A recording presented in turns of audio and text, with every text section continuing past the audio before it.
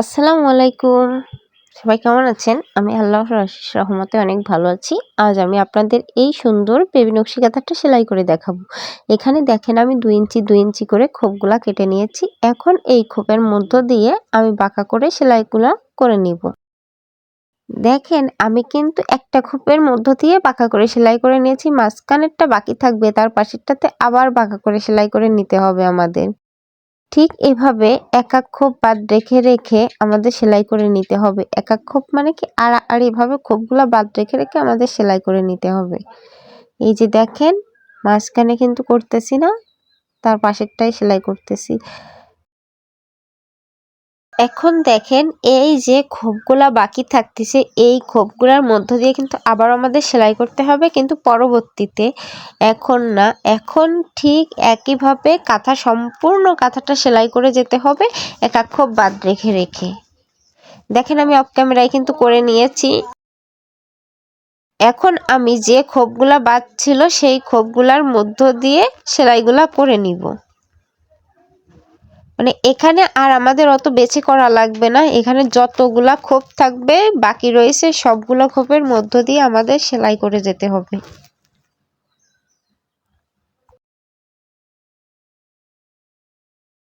আমি কিন্তু এই কাঁথাটা ২ পর্দা করে পেতে নিয়েছি এবং এই কাঁথাটায় আমি ২ গুণ সুতা ব্যবহার করেছি।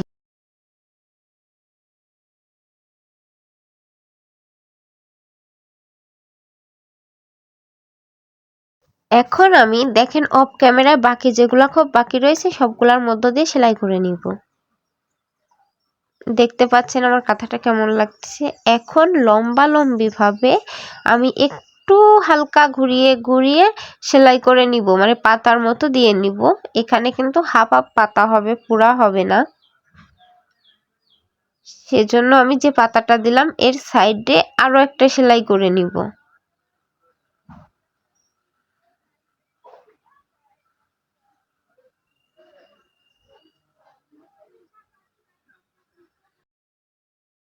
এখন দেখেন আবারও আমি সেলাই করতেছি। এবারও দেখেন এই মাথাটা কিন্তু ভেতরের দিকে যাবে। আর মানে আপনারা একটু লক্ষ্য করেন, লক্ষ্য করলে বুঝতে পারবেন এখানেও কিন্তু হাফ হাফ পাতা দিচ্ছি সোজাসুজি ভাবে। এইখানে দেখছেন প্রথম লাইনটা যে দিকে ছিল ভেতরে একটা খোপের ভেতরের দিকে, পরের লাইনটাও কিন্তু সেই প্রথম যে সেলাইটা দিবেন সেটাও কিন্তু ভিতরের দিকে হবে।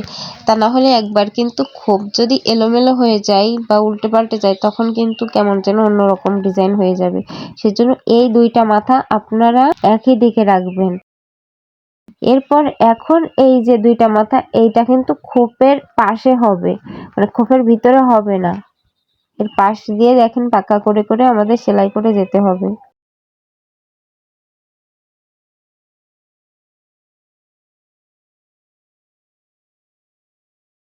এখন এর সাইড দিয়ে আবারও সেলাই করে নিব।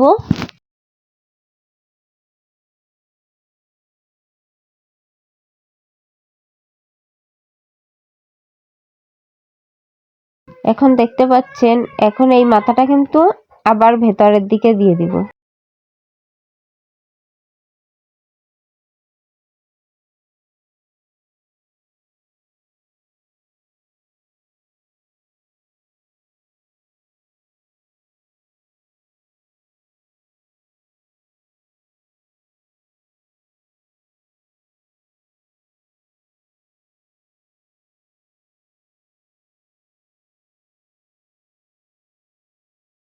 এখন আমি অফ ক্যামেরায় বাকিটা করে নিব।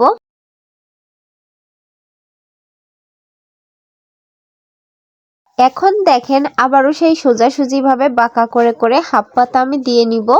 আমি দেখেন একটা বাঁকা করে করে সেলাই করে যাচ্ছি, এর সাইড দিয়ে আবার আমি সেলাই করে নিব। এই যে দেখেন আমি সেলাই করে নিচ্ছি এর সাইড দিয়ে বাঁকা করে করে।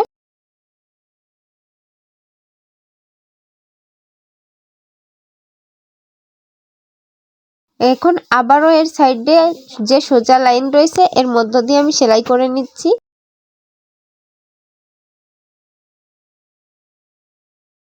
এখন এর সাইড দিয়ে আবারও আমি সেলাই করে নিব।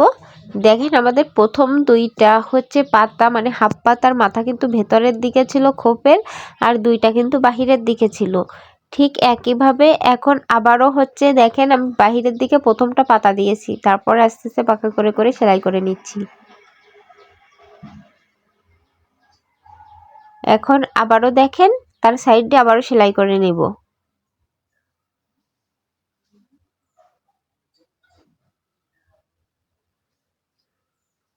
এখন দেখেন খোপের ভিতরের দিকে কিন্তু আমি প্রথমটা দিলাম পাতা।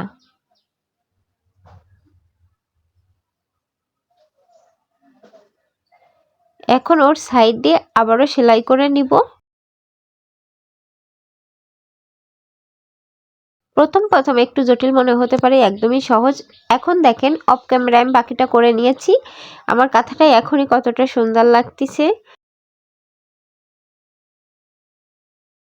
এখন দেখেন এই যে আড়াআড়ি ভাবে বলছিলাম না, ওখানে সেলাই করে আমাদের নিতে হবে। দেখেন এর মধ্য দিয়ে শুধু দুই সাইডে দুইটা সেলাই দিলেই হয়ে যাবে বাঁকা করে পাতার মতো। এখানে হচ্ছে ফুল পাতা হবে, সেজন্য এই যে দেখেন ঘুরিয়ে ঘুরিয়ে আমি এখন সেলাই করে নিব। এর সাইডে আবারও একটু ঘুরিয়ে ঘুরিয়ে সেলাই করে নিতে হবে আমাদের।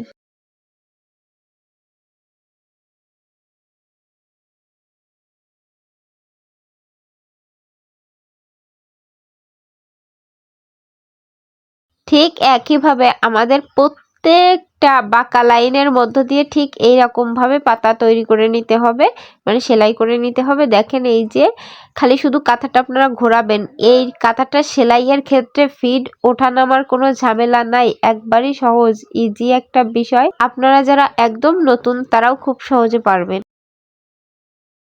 এই পুরা কাঁথাটা কিন্তু ঠিক একইভাবে এখন সেলাই করে শুধু চলে যেতে হবে, এখানে আর কোনো ঝামেলা নাই। এখন আমি অফ ক্যামেরায় বাকিটা করে নেব। নিয়ে এখন দেখেন এই যে আরেকটা খোপ আড়াআড়ি ছিল, সেই আড়াআড়ি খোপের মধ্য দিয়ে আমি পাতা দিয়ে নিব। এটা কিন্তু প্রত্যেকটা যতগুলা মানে আড়াআড়ি খোপ বাকি থাকবে সবগুলার মধ্য দিয়ে আমাদের পর্যায়ক্রমে শুধু সেলাই করে যেতে হবে। এই সাইডে একটা সেলাই আর ওই সাইডে একটা সেলাই। দেখেন শুধু কিন্তু আমি কাঁথাটা ঘুরিয়ে ঘুরিয়েই করে ফেলবো, এখানে কিন্তু আর কোনো কষ্ট বা ঝামেলা কোনো কিছুই নাই।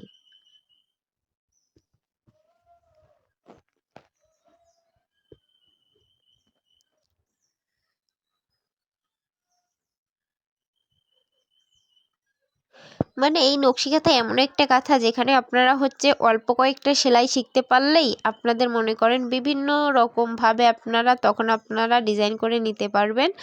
আসলে ৫-৬টা বা ১০-১২টা ডিজাইন জানতে পারলে অনেকগুলাই ডিজাইন করা সম্ভব।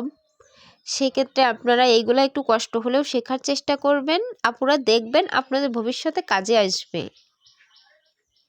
হ্যাঁ, আর আজকের এই ভিডিওটি যদি